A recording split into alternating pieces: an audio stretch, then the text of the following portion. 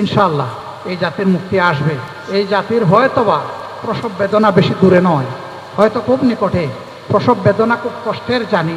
আল্লাহ যেন সেই কষ্টের জন্য আমাদেরকে তৈরিও করেন এবং সহ্য করার তৌফিকও আমাদেরকে দান করেন।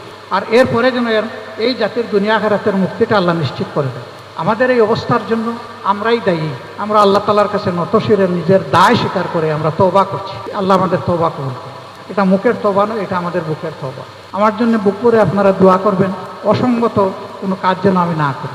আমার ভুলের জন্য, দুর্বলতার জন্য হয়ে যায়, আল্লাহ যেন সাথে সাথে আমাকে সংশোধনের ব্যবস্থা করেন।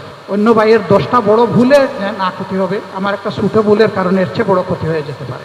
আল্লাহ যেন আমাকে হেফাজত করে, আমার মগজকে হেফাজত করে, আমার জেহেনকে হেফাজত করে, আমার কলকে হেফাজত করে।